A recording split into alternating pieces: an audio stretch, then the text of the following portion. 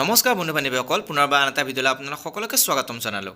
আজি আমি কথা পাতিম এটা ইম্পৰ্টেণ্ট নিউজৰ ওপৰত, যিটো হৈছে আমাৰ APSCৰ CCEৰ যিটো আমাৰ 2024ৰ এক্সাম, সেই এক্সামটোৰ বিষয়ে আমাৰ হিমন্ত বিশ্ব শৰ্মা ডাঙৰীয়াই কি ক'লে, আৰু লগতে হিমন্ত বিশ্ব শৰ্মা ডাঙৰীয়াই কি এনেকুৱা নটিচ দিলে নাইবা জাননী দিলে যাৰ জৰিয়তে সকলো অসমবাসীয়ে চিন্তিত।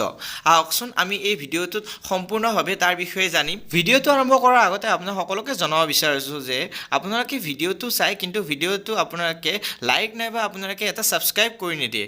অনুৰোধ কৰি যদি আপোনালোকে ভিডিঅ'টো ভাল পায় নাইবা ভাল লাগে তেতিয়াহ'লে আপোনালোকে এটা লাইক আৰু এটা ছাবস্ক্ৰাইব কৰি দিব। তেন্তে বলকচোন ভিডিঅ'টো আৰম্ভ কৰোঁ। ভিডিঅ'টো আৰম্ভ কৰাৰ আগতে আপোনালোকক এটা সৰুকৈ ক্লিপ দেখুৱাব চেষ্টা কৰিম।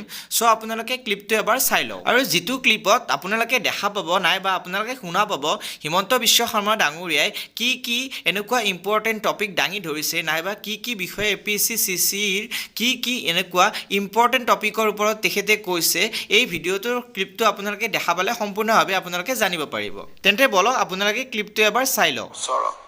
লোকসেৱা আয়োগৰ পৰীক্ষাকো আমি এক নিৰ্মল গংগালৈ ৰূপান্তৰ কৰিলোঁ। এইবাৰ এই পৰীক্ষাৰ ফলাফলত দুটা নতুন বৈশিষ্ট্য আছিল। যোৱা কিছুদিন আগতে কেবিনেটত আমি এটা সিদ্ধান্ত লৈছিলোঁ।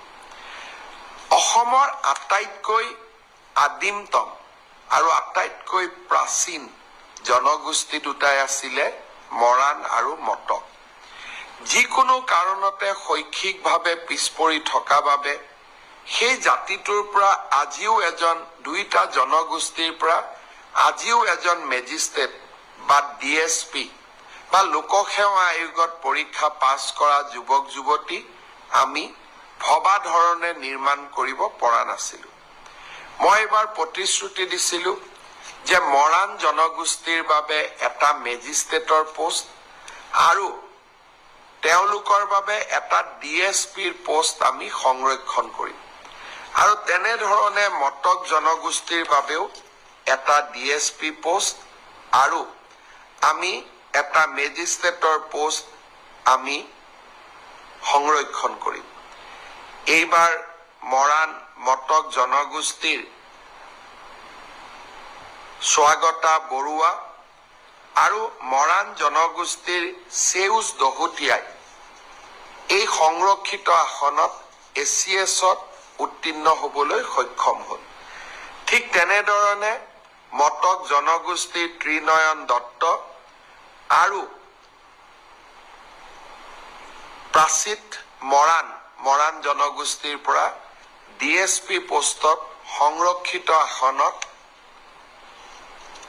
নিযুক্তি পাবলৈ সক্ষম হ'ল। ইয়াৰ উপৰিও মটক জনগোষ্ঠীৰ 3 গৰাকী যুৱক যুৱতীয়ে সুস্মিতা বৰুৱা, দিবাকৰ গোহাঁই আৰু ইন্দ্ৰাণী সেনাপতিয়ে মেধাৰ ভিত্তিত লোকসেৱা আয়োগৰ পৰীক্ষাত উত্তীৰ্ণ হ'বলৈ সক্ষম হ'ল। যি ধৰণে আমি অসমৰ খিলঞ্জীয়া জাতি সত্তাসমূহৰ উত্থানৰ বাবে কাম কৰি আছো, এই অসম লোকসেৱা আয়োগৰ পৰীক্ষাত মৰাণ আৰু মটক জনগোষ্ঠীয়ে পোৱা ন্যায়ে আমাৰ চৰকাৰৰ অসমৰ খিলঞ্জীয়া জাতি সত্তাৰ প্ৰতি থকা একান্ত শ্ৰদ্ধা আৰু ভক্তিক আকৌ এবাৰ সন্মুখলৈ লৈ আহিলে। এই কামবোৰ আগৰ চৰকাৰ বিলাকৰ দিনতো হ'ব পাৰিলেহেঁতেন, কিন্তু আজি আমি সেই দায়িত্বসমূহ পালন কৰিছো, আৰু সৰু সৰু কাম, যি কামসমূহে অসমীয়া জাতিৰ মাজত সমন্বয়ৰ এটা নতুন সেতু নিৰ্মাণ কৰিব, সেই কামবিলাক এটা এটাকৈ আমি সমাপন কৰিবলৈ আগবঢ়াই নিবলৈ প্ৰচেষ্টা কৰিছো। মন্ত্ৰীসভাৰ সম্প্ৰসাৰণ হ'ল। এই মন্ত্ৰীসভাৰ সম্প্ৰসাৰণৰ পিছত অসমৰ চাহ জনগোষ্ঠীৰ প্ৰতিনিধি ৰূপেশ গোৱালাক গৃহমন্ত্ৰীৰ দৰে গুৰুত্বপূৰ্ণ দপ্তৰত কাম কৰিবলৈ ৰাজ্যখনত যুৱ প্ৰজন্মৰ বাবে ই এক আশাৰ বতৰা। অসমৰ ইতিহাসৰ বাবে ই এক যুগজয়ী সন্ধিক্ষণ, এক কালজয়ী ক্ষণ।